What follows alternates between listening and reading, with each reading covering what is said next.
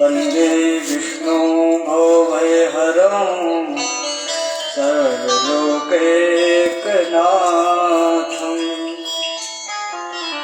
वराहपीडं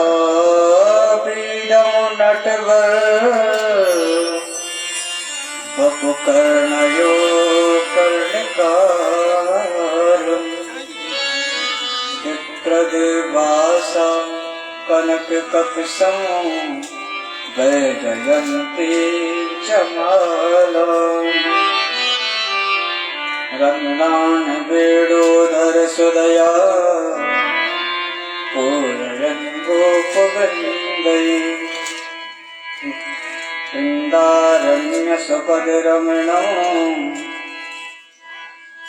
तारसदगीतकीर्ति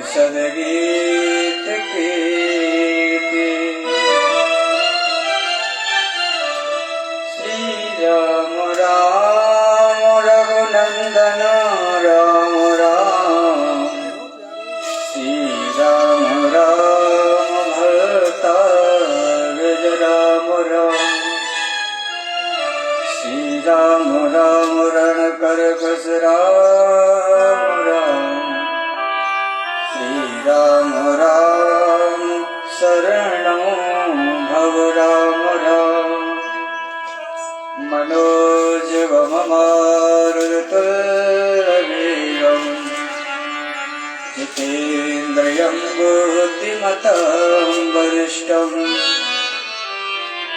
वातात्मजं वा नर्योतमोक्षं श्रीरामदूतं शरणं प्रपद्ये गुरुर्ब्रह्मा गुरुर्विष्णु गुरुर्देवो महेश्वरः गुरुः साक्षात् परब्रह्म तस्मै श्री गुरुवे नमः।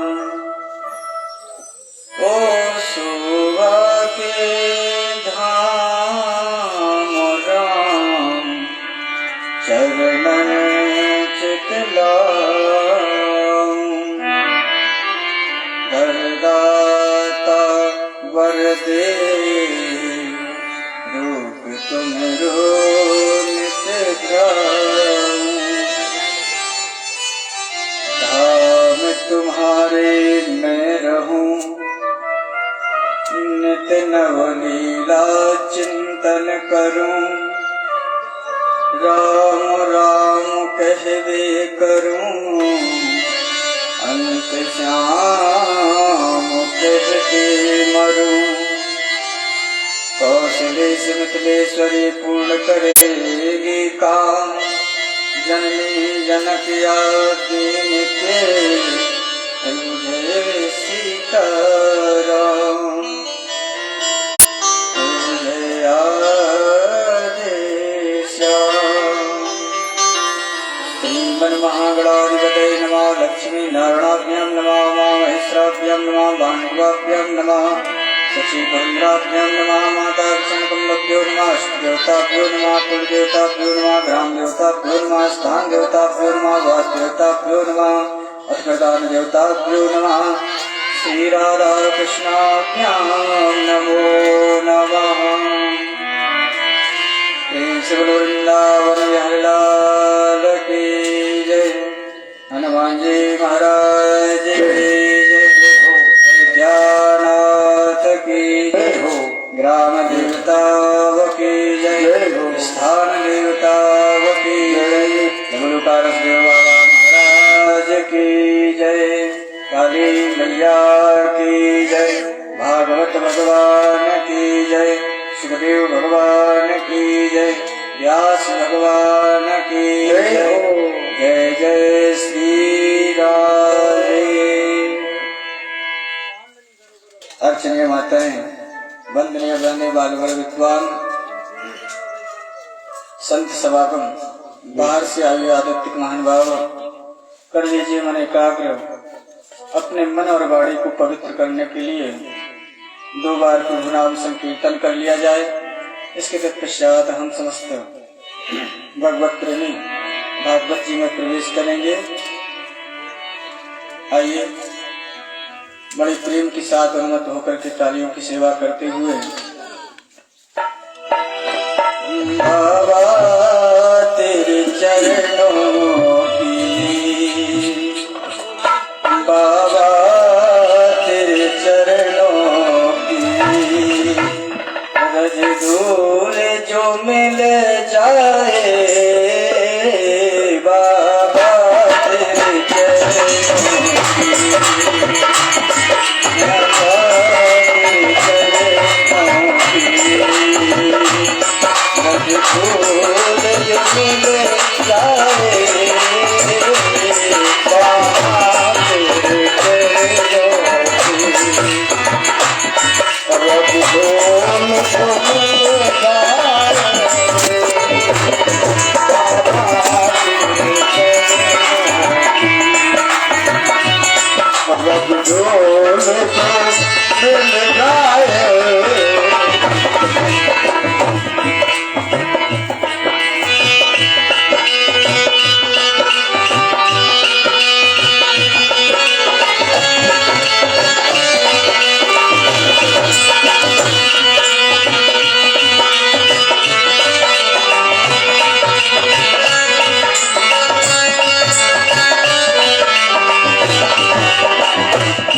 बाबा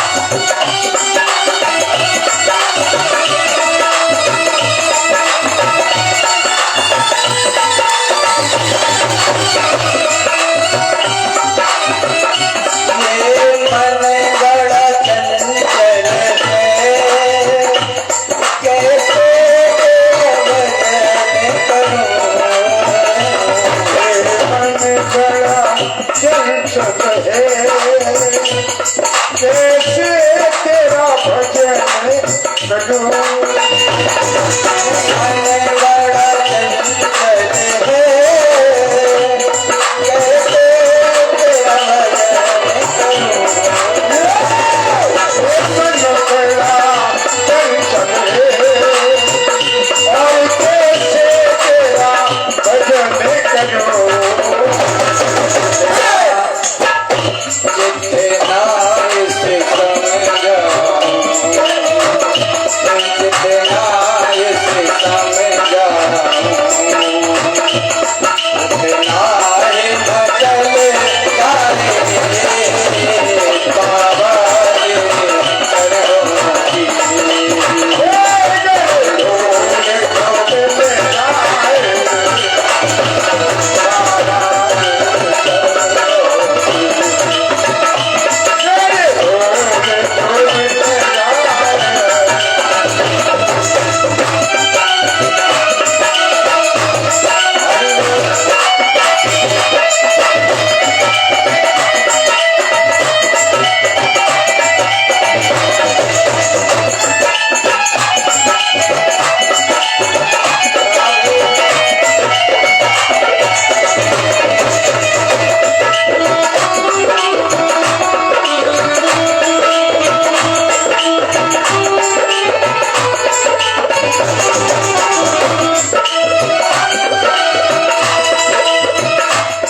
नजरों से गिराना ना, चाहे जितनी सजा देना।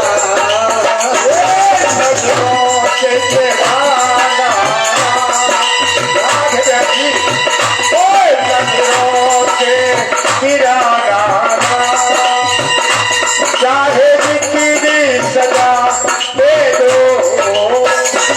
नजरों से गिराना ना, चाहे जितनी सजा देना।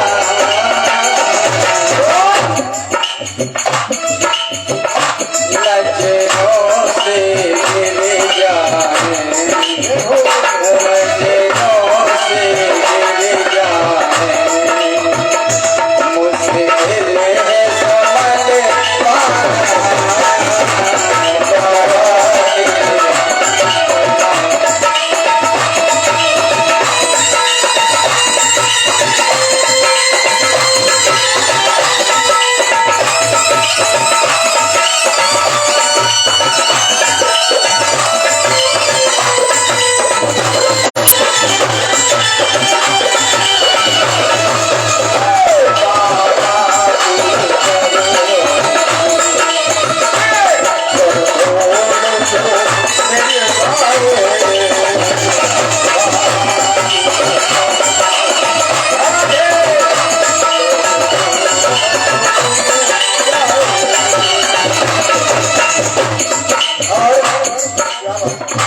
बाबा इस जीवन की बस इतनी तमन्ना है।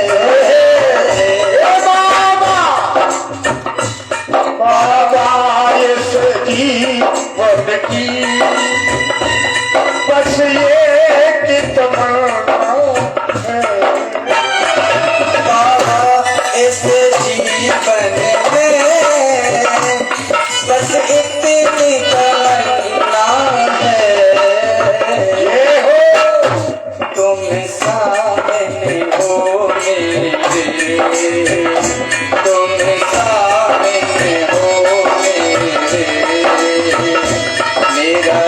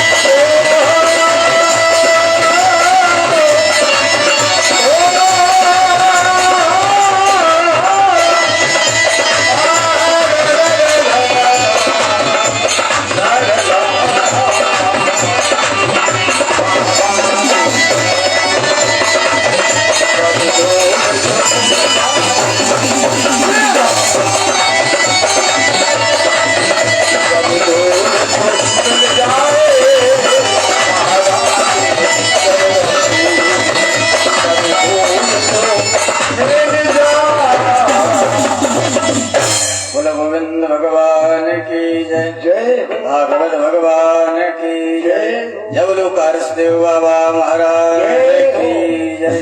काली मैया की जय हो। परम मंगलमय परात पर कलेश्वर कारण करना वर्णालय वक्त वंचित कल्पतरु तड़ित बिंदत पीताम्बरधारी बालकृष्ण लाल का बांगमय स्वरूप श्रीमद् भागवत महापुराण। आज कथा का पंचम दिवस के साथ हम समस्त भगवत प्रेमियों का भाग्य कल सायंकाल की वेला में निवेदन किया जा रहा था। श्री सूत जी महाराज सौनकादिक ऋषियों को बतला रहे हैं, गंगा जी के तट पर विराजमान भरतवंशी राजा परीक्षित को श्रीमद् भागवत महापुराण की कथा श्री सुखदेव मुनि श्रवण करा रहे हैं।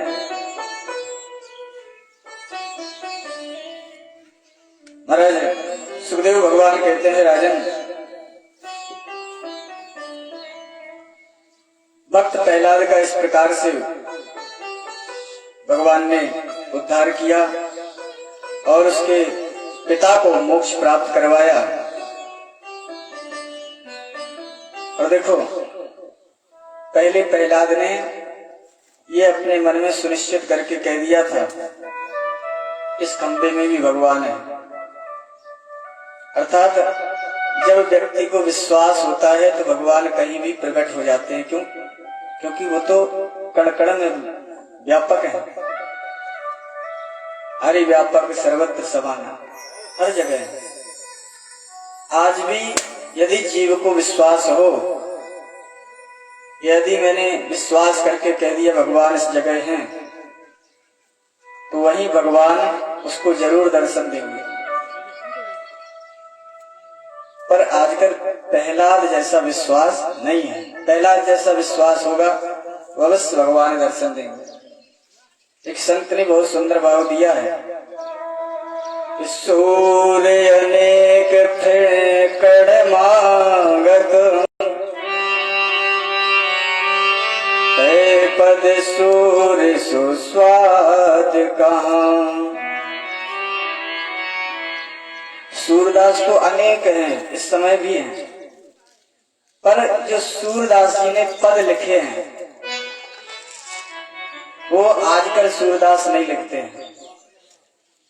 तो वही संत कह रहा है कि सूर्य अनेक रे कड़ मांगत पे पद सूर्य सुस्वाद कहाँ। पुनिताल मजीरा बजावत फिरे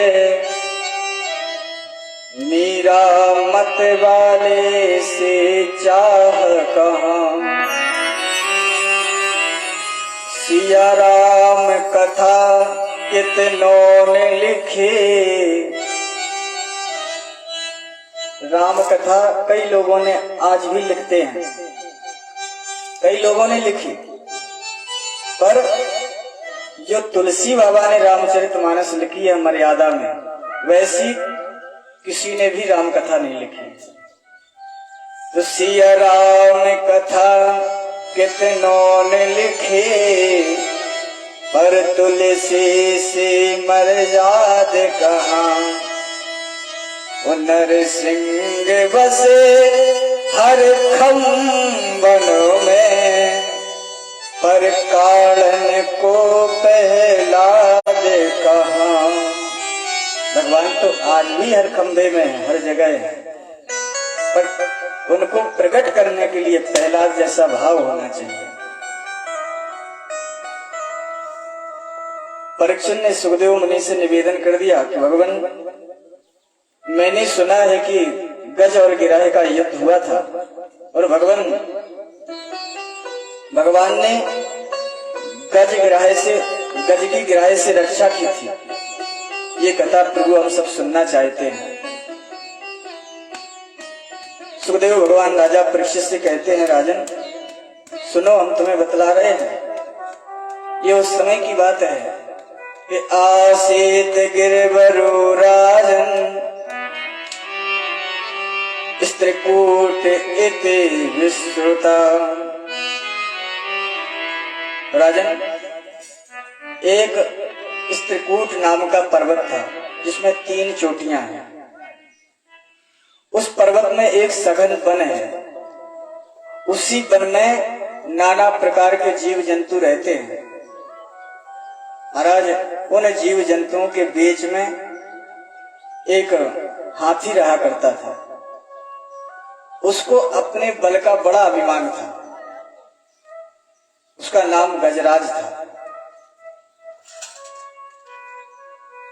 एक समय सूखा पड़ा तो महाराज दूर दूर तक कहीं पर जल नहीं है और हाथियों को जल बहुत अति आवश्यक होता है क्योंकि ये जल कीड़ा करते हैं। तो सोचा गजराज ने कि ऐसा करते हैं, अपने परिवार सहित कहीं जल की खोज में चलते हैं, कहीं जल मिल जाए। तो गजराज का छोटा मोटा परिवार नहीं है, 50 पत्नियां हैं, 150 बच्चे हैं। इतने बड़े परिवार को लेकर के गजराज चल दिया जल की खोज में। अब ये सुगंधी ले रहा है कमल के पुष्पों की। सोच रहा है जहां से कमल के पुष्पों की खुशबू आ रही होगी निश्चित ही वहां जल जरूर होगा। कमल के पुष्पों की खुशबू लेता चला जा रहा है। उसने देखा उत्तर दिशा से कमल के पुष्पों की खुशबू आ रही है। उसी तरफ ये चल दिया अपने बच्चों और पत्नियों के साथ में। थोड़ी दूर आगे इसने देखा एक बहुत सुंदर सरोवर है। महाराज, पास में सरोवर के पहुंचा, इसको रहा नहीं गया, तुरंत सरोवर में प्रवेश कर गया गजराज। और जैसे ही सरोवर में प्रवेश किया महाराज, अपने जल में, अपने सूंड में जल भरता है और अपने बच्चों के ऊपर, पत्नियों के ऊपर वो जल डालता है। सूंड में भर के जल पीला करने लगा। उसी सरोवर में एक मगरमच्छ रहा करता था जिसका नाम गिराह था। सुखदेव मुनि कहते हैं, राजन, गजराज जल कीड़ा कर रहा है, जल कीड़ा में मदमस्त है। यहाँ वो गिराह मगरमच्छ आया और गजराज का पैर पकड़ लिया।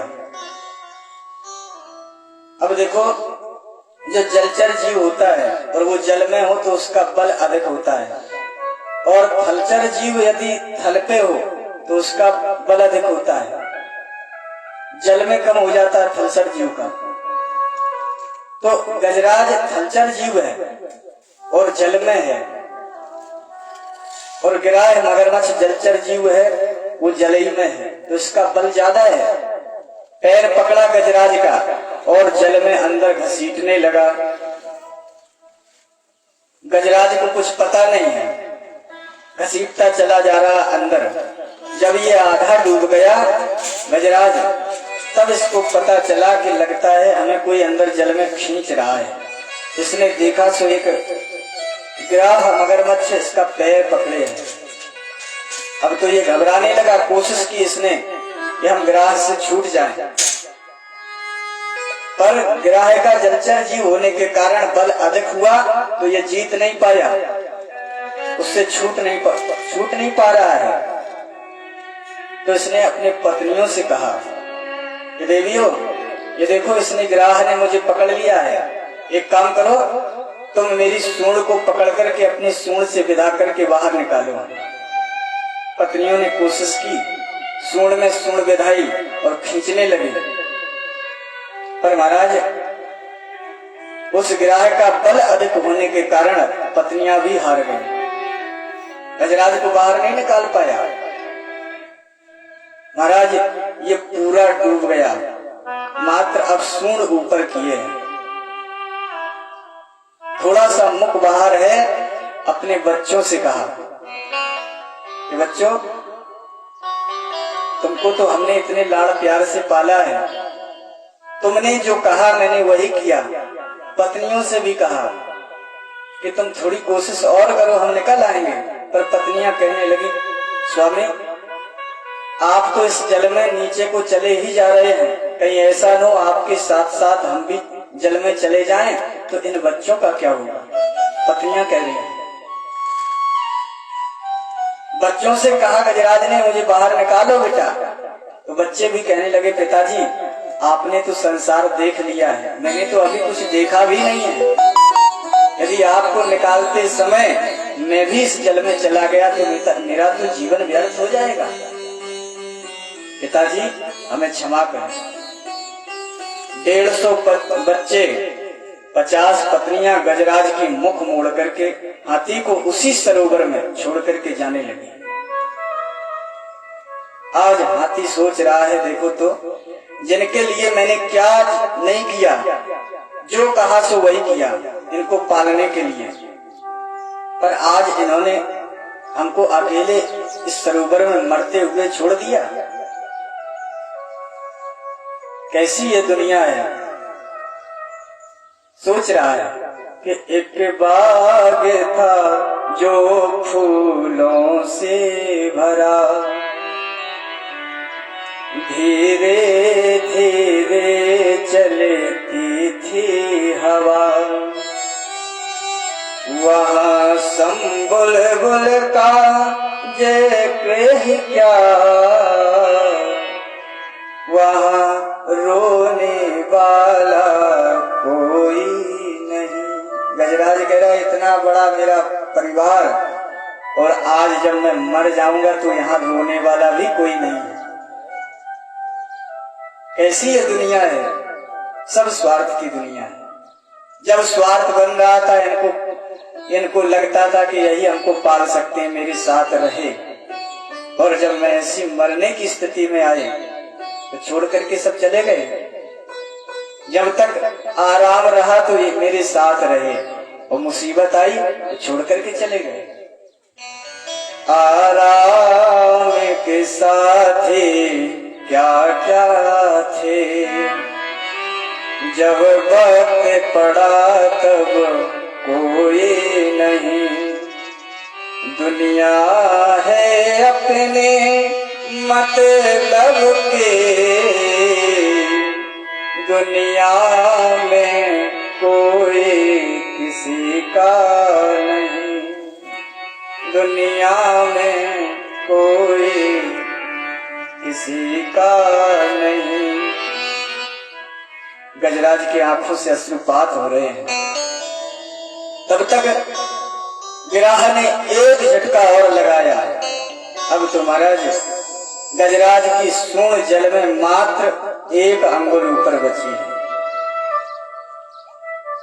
अब ये दुनिया को भूल गया। जब दुनिया ने इसको सहारा नहीं दिया, अब इसको भगवान याद आए। यही संसार के प्रत्येक जीव के साथ होता है। जब मुसीबत आती है तो हम दुनिया वालों के दरवाजे दरवाजे भटकते हैं, और जब दुनिया वाले कुछ नहीं कर पाते तब फिर कहते हैं भगवान आप ही हो। कोई बीमार हो, अस्पताल में पड़ा हो और दवा न लगती हो उसको, तो फिर डॉक्टर भी कहता है और हम सब भी कहते हैं हे भगवान अब आप ही हो, आप ही कुछ कर सकते हो।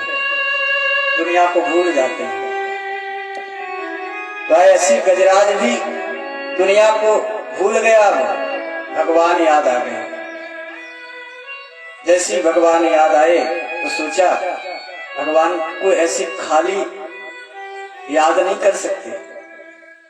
भगवान का एक नियम है कि कभी भी भगवान को याद करो, भगवान के मंदिर में जाओ, किसी भी स्थान पे जाओ, कुछ ना कुछ लेकर के जाना चाहिए। महाराज उस सरोवर में बहुत सारे कमल के पुष्प थे। इसने सूंड से एक कमल के पुष्प को तोड़ा और भगवान की स्तुति कर रहा है गजराज। ये ओम नमो भगवते तस्मै यदेत चित्तात्मकं पुरुषायाद बीजायं हरेशाया धीमहि। भगवान आप तो परब्रह्म परमात्मा हैं, सब कुछ जानने वाले हैं, भक्त वत्सल हैं। प्रभु आपकी शरण में ये गजराज आया है, कृपा करके आप हमारी रक्षा करें, इस ग्राह से हमें बचाएं। इस प्रकार से जब स्तुति की महाराज, एक क्षण नहीं लगा। भगवान शेषों की सैया पर विराजमान थे, उठ खड़े हुए और दौड़ लगा दी। महाराज गरुड़ जी एक ड्योढ़ी पे खड़े थे। गरुड़ जी ने कहा, प्रभु कहाँ दौड़ते चले जा रहे हो इतनी जल्दी जल्दी? भगवान कहने लगे, गरुड़ मेरे पास टाइम नहीं है, इतना समय नहीं है बताने का। मेरा भक्त गजराज मुसीबत में है, यदि मैं समय पर नहीं पहुंचा तो उसके प्राण चले जाएंगे। यहाँ पर गरुड़ जी को अभिमान हो गया था। तो गरुड़ जी कहने लगे, प्रभु आप मेरी पीठ पर बैठ जाइए, एक क्षण नहीं लगेगा। जहां पर आपका भक्त है वहीं आपको लेकर के चलेंगे, एक क्षण में। भगवान ने ये बात सुनी। भगवान समझ गए कि देखो तो हमारे घर का आदमी बीमार हो गया है, पहले इसका इलाज करें, बाद में अब गजराज को देखेंगे। अभिमान रूपी बीमारी ने पकड़ लिया गरुड़ जी को। तो भगवान कहने लगे, ठीक है गरुड़ जल्दी चलो। गरुड़ बोले, महाराज थोड़ी देर के लिए रुक जाओ, हम दुनिया में जा रहे हैं और दुनिया में दिखावा बहुत होता है। हाँ, जैसा व्यक्ति है वैसे अगर कहीं पहुंच जाए तो उसका कोई सम्मान भी नहीं करता। बन ठन के जाएगा तो उसका सम्मान हो, ऐसी दुनिया है। तो बोले, महाराज थोड़ा हम तैयार होकर के आते हैं फिर चलते हैं। गरुड़ जी अंदर गए, तैयार होकर के आए। बोले, प्रभु बैठो। भगवान ने अपनी दाहिने हाथ की कनिष्ठ का उंगली, छुंगुन उंगली को पीठ पर रख दिया गरुड़ जी और गरुड़ जी से कहा, आप उड़ो चलो। गरुड़ जी बोले, काहे के लिए मजाक कर रहे हो प्रभु? अभी आप कह रहे थे कि हमारा भक्त बड़ी मुसीबत में, अब मजाक सूझा है तुमको? अरे बैठ जाओ जल्दी से, उंगली हटाओ। भगवान बोले, गरुड़ पहले तुम यही उंगली लेकर के उड़ो, हमें तो बहुत दूर की बात है, हमें लेकर के बाद में उड़ाना, पहले ये उंगली लेकर के उड़ो। गरुड़ ने अपने पंखे जैसे खोले और फड़फड़ाए उड़ने के लिए। महाराज गरुड़ तुरंत गिर पड़े और मूर्छित हो गए, इतनी सी उंगली। जब मूर्छा खुली तो भगवान के चरणों में गिर पड़े। गरुड़ जी कहने लगे, प्रभु हम तो अभी तक यही भ्रम में थे कि हम आपको लेकर के उड़ते हैं, पर सच बात तो यह है कि आप लेकर के हमें उड़ते हो।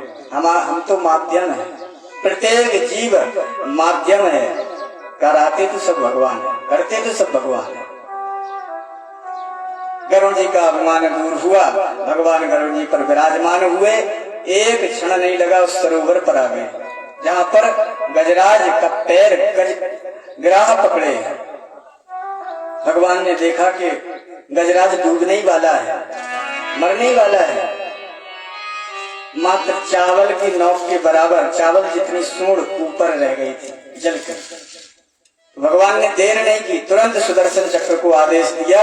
सुदर्शन चक्र गया और गिराह का सर धड़ से अलग कर दिया। गजराज मुक्त हो गया। गजराज बाहर आया और एक दिव्य पुरुष के रूप में प्रकट हुआ और आकाश मार्ग से स्वर्ग चला गया। और वो गिराह मगरमच्छ में से भी एक पुरुष निकला, दिव्य पुरुष, वो भी महाराज आकाश मार्ग से स्वर्ग चला गया। राजा परीक्षित ने निवेदन कर दिया, प्रभु ये गिराह और गजराज कौन थे जो ऐसे दिव्य पुरुष प्रकट होकर के इनमें से निकले और आकाश मार्ग से स्वर्ग चले गए? पूज्य सुखदेव भगवान कहते हैं, राजन हम तुम्हें बतला रहे हैं ये कौन थे। सावये पूर्वम भूत दा राजा पांडयो द्रविड़ सत्यमा इंद्रम यतिख्यातो विष्णु व्रत परायण। ये द्रविड़ देश का राजा था जो गजराज बना हुआ था, गजराज के रूप में था।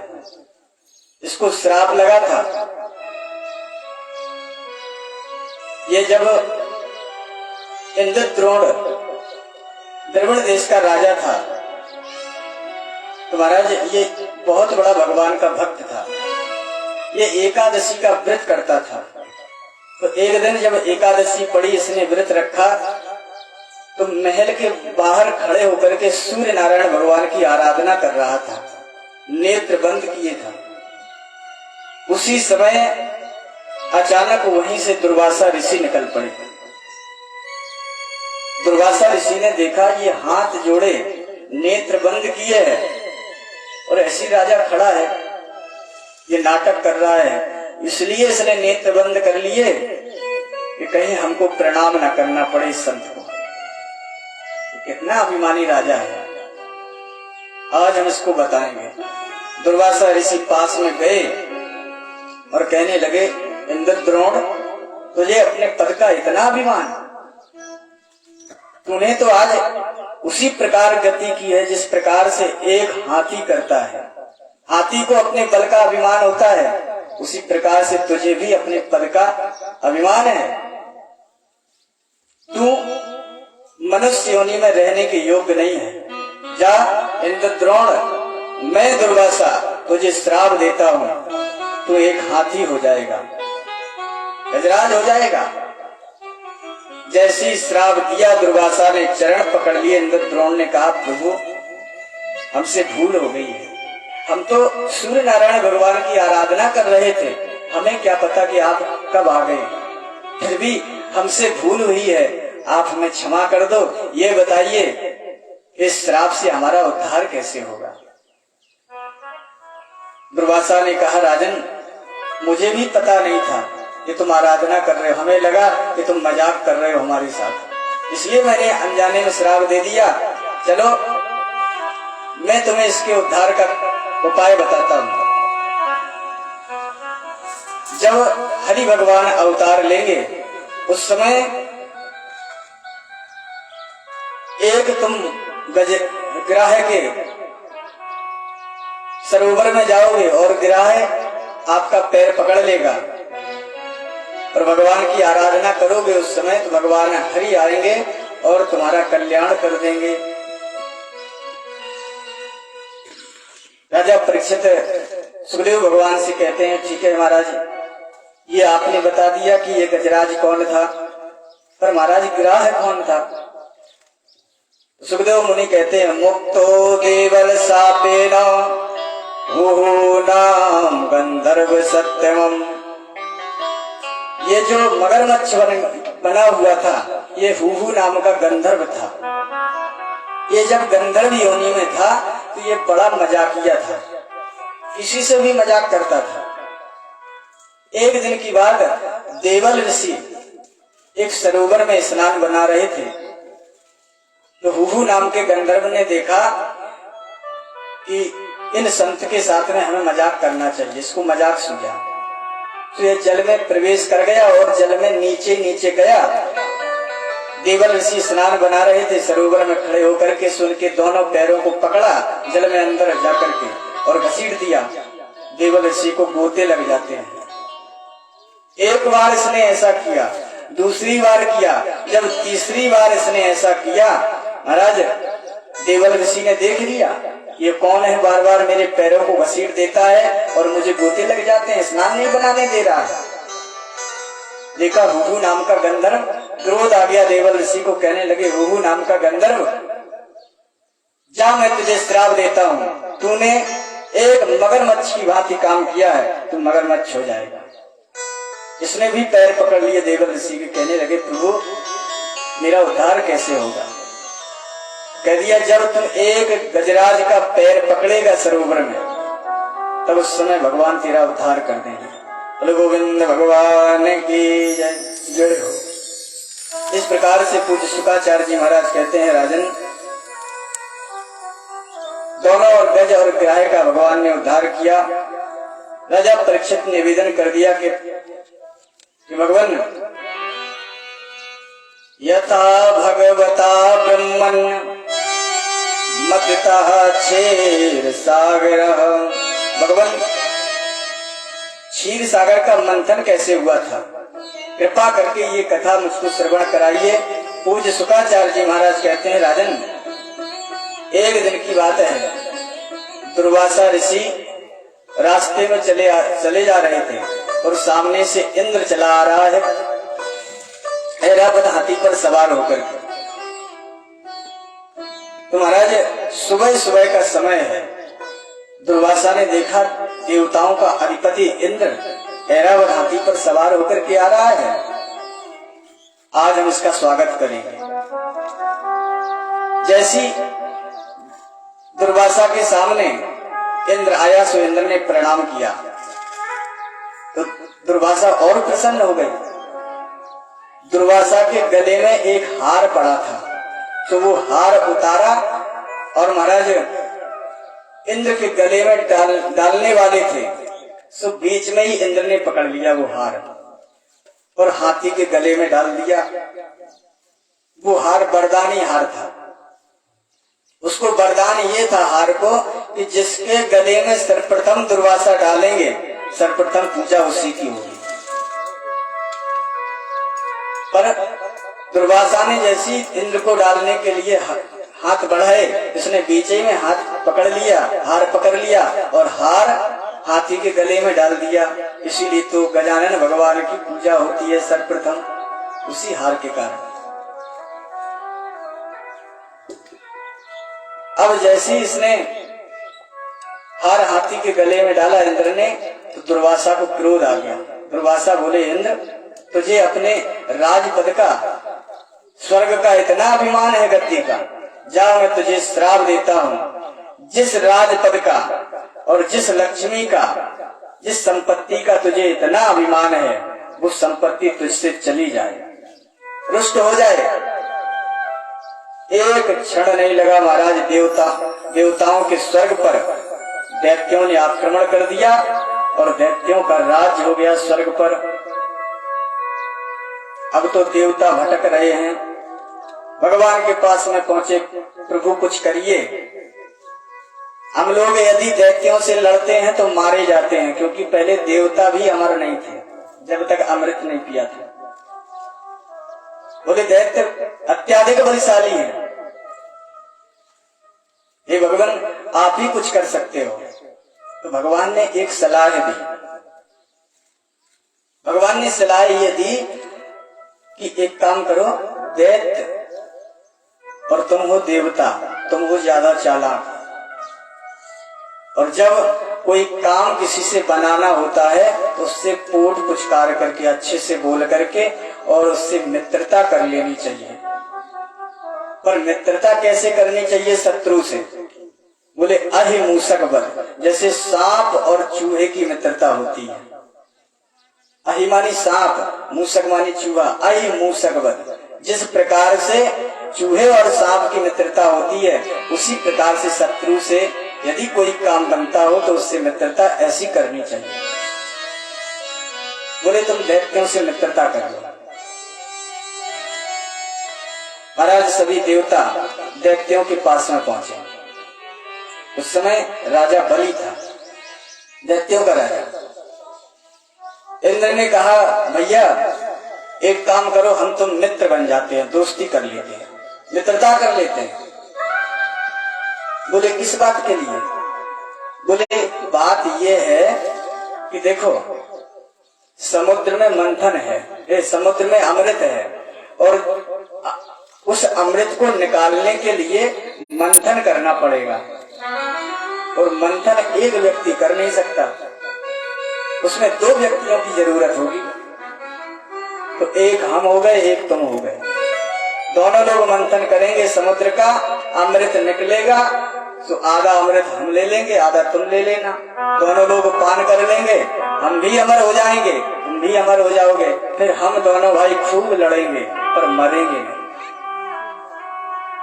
दैत्य मंद बुद्धि की थी, मान गए देवताओं की बात। बोले ठीक है। बोले तो कैसे मंथन होगा? बलि से इंद्र ने कहा मंथन के लिए रई की जरूरत पड़ती है, रई। बोले रई किसकी बने? तो मंदराचल पर्वत को लेकर के आए दैत्य और देवता रई के लिए। अब रई में जो रस्सी होती है, अब वो काई की हो रई, वो रस्सी को शायद रई बोलते हैं, मथानी होती है, मथानी में लगती है। तो बोले रई किसकी बने?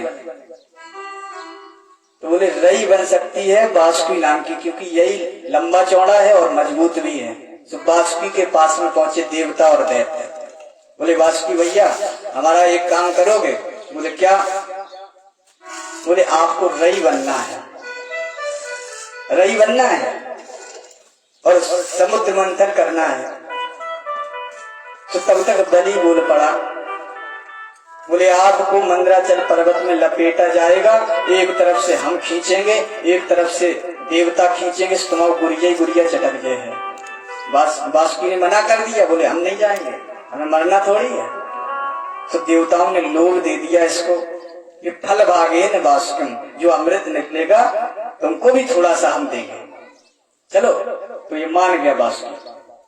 बासुकी आया, महाराज मंदराचल पर्वत में लपेटा गया बासुकी को, और समुद्र मंथन प्रारंभ होने जा रहा था। तो भगवान ने देवताओं को बुलाया, कहा देखो तुम जाकर के सीधे मुंह पकड़ लो, मुंह पकड़ लो, बस इतना करना है। सो सारे देवता गए और बासुकी का मुंह पकड़ लिया।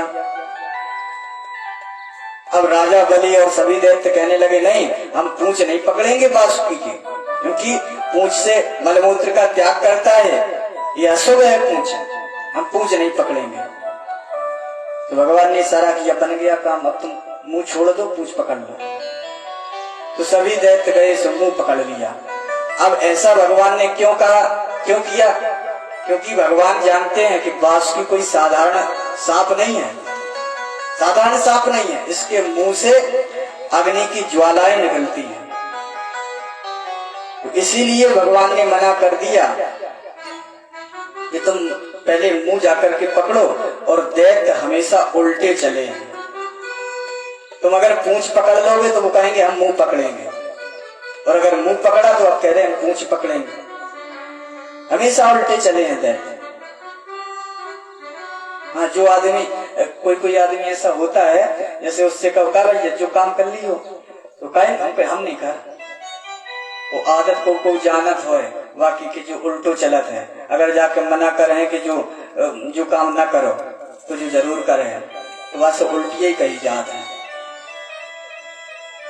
एक माता जी थी, तो अपने बिटिया के नाती के, बिटिया के लड़का के घर में रखती थी, उनको बच्चे नहीं थे, एक बिटिया थी। तो बिटिया के लड़के को रख लिया अपने पास में, और उसकी कौन हुई? नानी।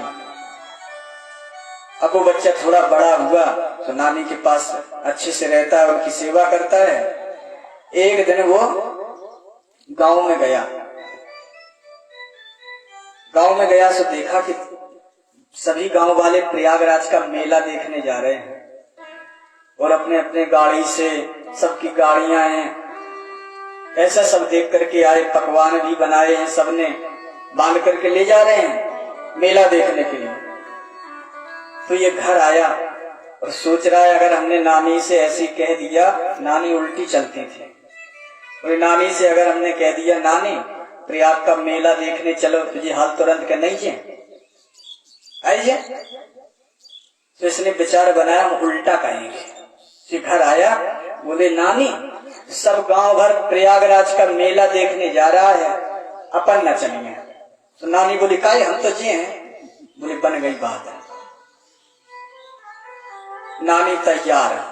अब इसने कहा अब क्या करें, सब लोग अपनी अपनी गाड़ी से जा रहे हैं, निजी गाड़ी से, और हम भी निजी गाड़ी से जाना चाहते हैं, और नानी से अगर कहें कि निजी गाड़ी कर ले तो ये हाँ ये नहीं कर।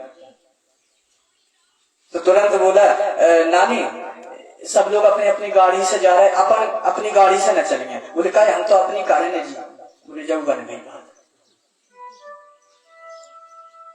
बोले तो नानी सब लोग अपने अपने घर से पकवान बना कर ले जा रहे हैं, एक काम करेंगे अपन वहीं होटल में खाएंगे। तो नानी बोली काहे होटल में काहे के छुआ छूट को, हम तो अपने घर को बना कर ले जाए।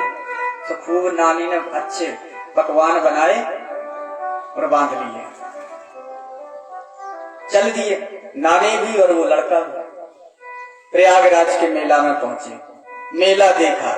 मेला देखने के बाद में त्रिवेणी का स्नान बनाने के लिए नानी आई, साथ में लड़का भी है। तो नानी से कहने लगा, नानी जी सब लोग डोंगिया में बैठकर, नाव में बैठ करके सैर कर रहे हैं त्रिवेणी की, अपन ना करिए। तो नानी बोली, काहे हम तो कर रहे हैं। तो एक नाव वाले को बुलाया, नानी ने, बैठ गए, वो लड़का भी बैठ गया, नानी भी बैठ गई। अब नानी बिल्कुल किनारे पे बैठी थी वही नाव में। तो लड़का ने देखा कि कहीं नानी चली न जाए नाव से नीचे पानी में। वो घबरा गया देख करके, बिल्कुल किनारे बैठी थी। तो ये याद भूल गई उसको कि ये उल्टा सब करती हैं। तो उसने सीधा सीधा कह दिया, नानी उधर किनारे के ना बैठो, इतनी के चलिए आप। तो ये बोले, काहे हम तो इतनी के बैठो, बम चली गई पानी में, चली गई।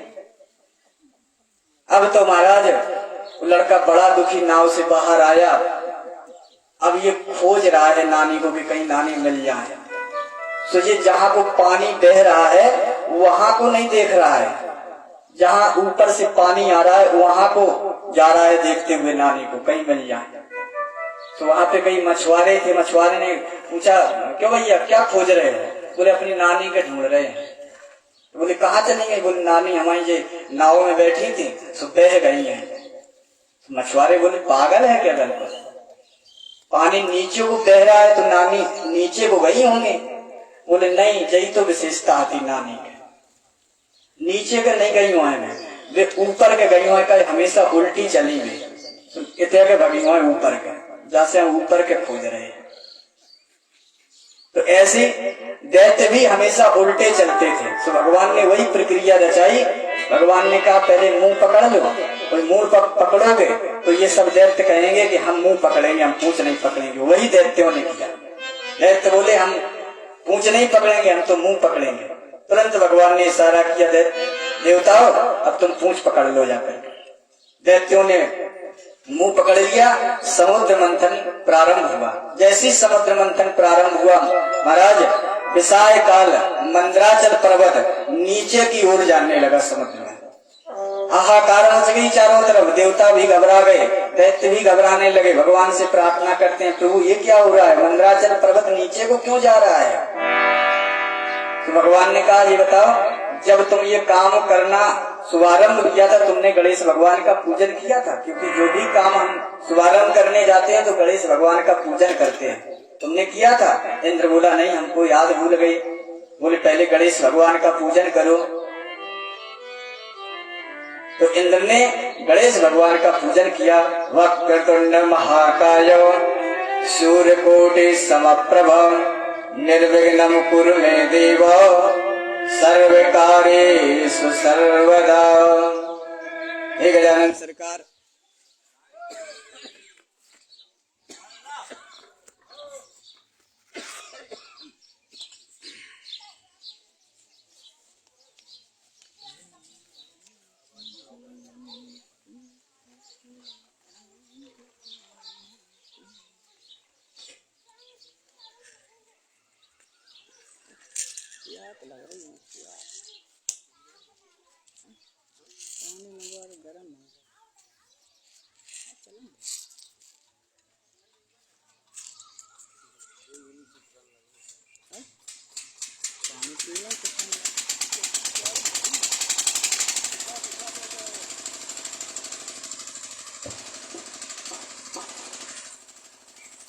गोविंद भगवान की जय। जैसी महाराज सुखदेव भगवान राजा परीक्षित से कहते हैं, राजन गणेश भगवान का पूजन किया इंद्र ने, और इसके बाद समुद्र मंथन प्रारंभ हुआ।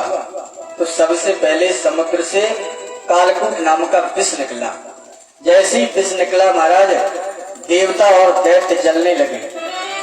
समुद्र मंथन बंद कर दिया और भगवान के पास में दौड़ करके आ गए, प्रभु क्या करें, कुछ उपाय करिए। भगवान बोले, हमारे पास इसका उपाय नहीं है, इसके हम विशेषज्ञ नहीं है, इसके डॉक्टर हम नहीं है। ये कालकूट नाम का जहर है, और जहर से हम बहुत डरते हैं, हम तो मिश्री माखन खाने वाले हैं, भगवान कह रहे हैं। तो बोले क्या करें? बोले शंकर भगवान के पास में जाओ, वही तुम्हें देवताओं को, सारे संसार को इस कालकूट नाम के जहर से बचा सकते हैं। शंकर भगवान, सभी देवता भगवान शंकर के पास में आए तो भगवान शंकर से प्रार्थना करने लगे, देव देव महादेव भूतात्मन भूत भावन त्राहिना शरणं कन्ना त्रैलोक दहना विसार। हे भूत भावन भोलेनाथ महादेव, आप ही इस कालकूट नाम के जहर से हमें बचा सकते हैं। हम सब देवता, हम सब संसार वाले आपकी शरण में हैं, शरणागत हैं, कुछ करिए भोलेनाथ।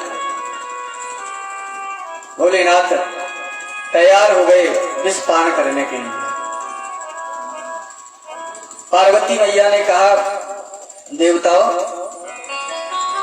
शर्म नहीं आती है तुमको? जब माखन मिश्री का नंबर आता है तो तुम्हारा ठाकुर आ जाता है आगे, और जब जहर का नंबर आया तो भोलेनाथ दिखे तुमको। बड़े स्वार्थी हो तुम। पार्वती मैया नाराज हैं, पर भोलेनाथ ने सांत्वना दी पार्वती को, पार्वती तुम देवताओं को क्यों डांट रही हो? ये बताओ, ये देवता तुम्हारे कौन है? पार्वती मैया ने कहा, हमारे पुत्र है। बोले, अगर पुत्र तुम्हारे सामने मर जाए, कुछ हो जाए, तो क्या तुम्हें अच्छा लगेगा? इसलिए देवी, इस प्रकार से देवताओं से मत कुछ कहो। पार्वती मैया कहने लगी, प्रभु हम भी आपके साथ में चलेंगे, जहां पर वो जहर है, जहां आप जा रहे हो, मैं भी आपके साथ में चलूंगी, आप मुझे साथ में लेकर के चलिए। भोलेनाथ माता पार्वती को लेकर के जहां पर कालकूट नाम का जहर चक्कर लगा रहा है, वहीं पर आ गए। जहर को पकड़ लिया, अंजलि में ले लिया भगवान शंकर ने जहर को, और उसको जहर को उछाल रहे हैं। उछालते समय कुछ बूंदें नीचे गिर गई, क्योंकि भगवान शंकर सोच रहे हैं, यदि मैंने पूरा जहर पान कर लिया तो फिर संसार में जहर नहीं बचेगा, और ये भी ब्रह्मा जी की सृष्टि में आता है, समाप्त हो जाएगा। तो हम ऐसा सृष्टि के प्रति दुराभाव नहीं कर सकते। इसलिए भगवान शंकर ने उस जहर को उछाला और वो बूंदें नीचे गिरी। तो वही बूंदें सांपों ने, जितने भी जहरीले जीव हैं, उन्होंने चाट ली। सांप ने चाट ली, ततैया, भर्रैया, बिच्छू, कांकर, सबने चाट ली। तो पहले ये जहरीले थे, और जब ये कालकूट नाम का जहर चाटा तो और भी जहरीले हो गए। भोलेनाथ जहर पीने के लिए जा रहे थे, पीछे मुड़कर के देखा माता पार्वती खड़ी हैं, और माता पार्वती के आंखों से अश्रुपात हो रहे हैं। भोलेनाथ ने कहा, देवी क्यों रो रही हो? तुम्हें लगता है इस जहर को पी करके हम मर जाएंगे? इस जहर को पी करके हम मर जाएंगे, ये समझती हो तुम? भोलेनाथ से माता पार्वती कहने लगी, नहीं स्वामी, हम जानते हैं आप अविनाशी हो, अजर हो, अमर हो, आप कभी मरने वाले नहीं हैं, आप मरते ही नहीं। फिर क्यों रो रही हो? बोले, मैं इसलिए रो रही हूं कि विष पी कर मर जाओगे, इसकी चिंता ना। फिर बोले, राम कथा और माँ बसे, सो कहूं ना जर जाए। मुझे इस बात की चिंता है, भगवान श्री राम आपके हृदय में विराजमान रहते हैं, और जो राम कथा आपको अत्याधिक प्रिय है, जो राम कथा मुझे आपने सुनाई है, वो राम कथा आपके सीने से ही तो निकलती है, आपके हृदय से। और जब आप जहर पिएंगे तो हमें इस बात का डर है कहीं वो कथा और कहीं आपके राम जी को कष्ट ना हो, वो कथा ना जर जाए और प्रभु राम को कष्ट ना हो। इस बात का हमें डर लग रहा है, इसलिए मैं रो रही हूं। भगवान शंकर ने सोचा, हाँ ये भी बात सही है, मेरे हृदय में भगवान राम है और ये जहर पिएंगे तो मुझे भी लगता है उनको कष्ट होगा, क्या करें। विचार बना लिया भोलेनाथ ने, और तब तक देवताओं को देखा। देवता कांप रहे हैं कि कब भोलेनाथ इस जहर से हमें मुक्त करें। तो भोलेनाथ ने क्या किया कि भैरव सुर बाहर जरे और भीतर सीताराम, और दिया शंभु ने कंठ को, दिया शंभु ने गर को, कंठ बीच विश्राम। भगवान शंकर ने देखा देवता घबरा रहे हैं, तो एक क्षण नहीं सोचा कुछ भी, उस जहर को पान किया और जहर ना तो गले से नीचे उतारा ना बाहर लाए, कंठ में ही उस जहर को धारण कर लिया। और जब उस जहर को कंठ में धारण किया भोलेनाथ ने, तो एक नीला नीला निशान भोलेनाथ के गले में पड़ गया। यत् चकार गले नीलम तच्च साधो विभूषणम। साधुओं ने देखा भोलेनाथ की सुंदरता को। भोलेनाथ वैसे भी कहते हैं भोलेनाथ को कर्पूर गौरम, करुणावतारम। कपूर के समान उनका स्वरूप है भोलेनाथ का। और जब ये नीला नीला दाग जब उनके गले में पड़ गया, तो भोलेनाथ का ये दाग नहीं रहा, आभूषण बन गया। भोलेनाथ उस दाग से और भी सुंदर लगने लगे। साधुओं ने इनको एक नाम दे दिया, जब उन्हें नीलकंठ भगवान की जय जय हो। यहाँ पर भोलेनाथ से किसी ने कहा, प्रभु आपने संसार के लिए इतना अच्छा काम किया और आपको ये दाग लग गया, नीला नीला दाग हो गया आपके गले में। भोलेनाथ ने बहुत सुंदर जवाब दिया दुनिया वालों को, ए दुनिया वालों, जानते हो प्रत्येक अच्छे व्यक्ति को ऐसे ही करना चाहिए।